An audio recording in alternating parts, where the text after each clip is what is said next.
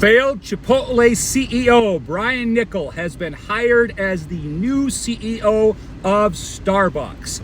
Now, I don't know what in the world Howard Schultz is thinking about by hiring Brian.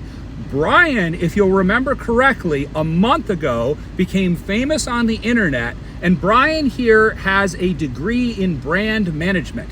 He was famously mocked with thousands of videos all over different social media platforms for going on and telling consumers that they were wrong, telling thousands of consumers that they were wrong, that Chipotle's prices hadn't tripled in 3 years, that the portion sizes weren't barely the palm of your hand if you ordered online for a burrito, that basically the reason that the stock was tanking was that people were wrong, that they hadn't done anything to change worker happiness or how much people were getting. And in response to Brian's video, which was universally mocked for going out and saying that if you want workers to give you a little bit more food, just give them one of these. Give them a little shoulder shrug and they'll load you up.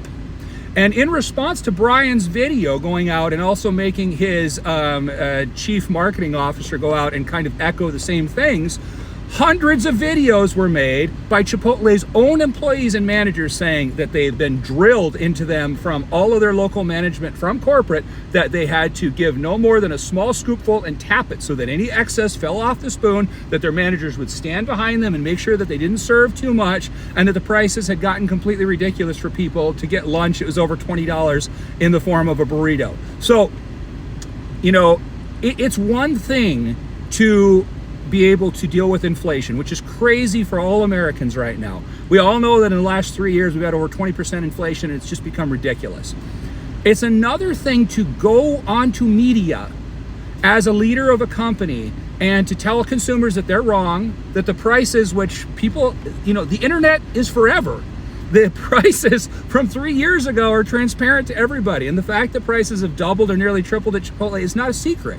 And the fact that portion sizes are much smaller is not a secret. If you listen to the previous CEO before Brian, he had the philosophy with Chipotle of load the people up with food. We're giving them a cheap source of great protein, rice, beans. This is not expensive food. So load the people up with food. And the previous CEO's vision was, you know, that if people get a great meal at a great price, they'll keep coming back. And we used to love Chipotle before it had this huge drop. We used to love it. I used to love it. I used to go there after every workout, get a huge protein bowl, I'd be set.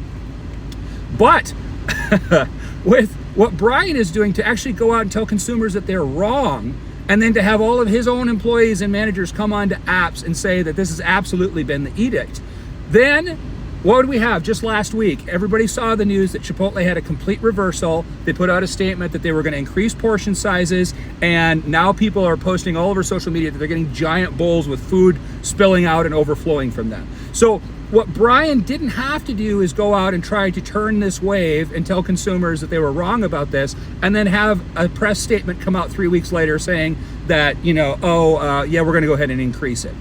So, leadership at companies that have made smart moves, like what Tylenol did with the Tylenol crisis, what Costco did with when their workers unionized, they came back and said, this is our fault. We were not paying enough in the area, we were not promoting enough locally, and we were not looking at the benefits in this area, and it's our fault that our workers even needed to unionize on these sites, and we're gonna fix it. That is taking personal responsibility for your brand. And when you go at consumers and you make public announcements telling that they're wrong about things, people get mad. Chipotle had huge backlash. Now, Starbucks has been down. So Starbucks has been down about 2%. So they're getting rid of their current CEO and they're putting in a new CEO in Brian.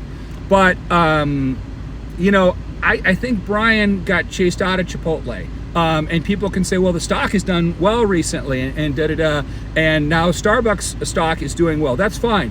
But if you have leadership that is going to go out and do things like this to consumers, it doesn't ever work out well. If you look at other brands that have been successful, guys, like if you look at Toyota, Toyota came out and said, you know what? We have a reputation for quality, and we understand that people buy Toyotas because they can go 300,000 or 400,000 miles. And we have 2 huge recalls that are going to cost us millions of dollars because some engine dust got into some parts at a recent factory where they were built. They recalled a whole bunch, over 100,000 different tundras, and you know, it's going to be very, very expensive for them to fix that. That is the kind of public responsibility and ownership that consumers are looking for from companies now. And when you do that, then consumers respect it.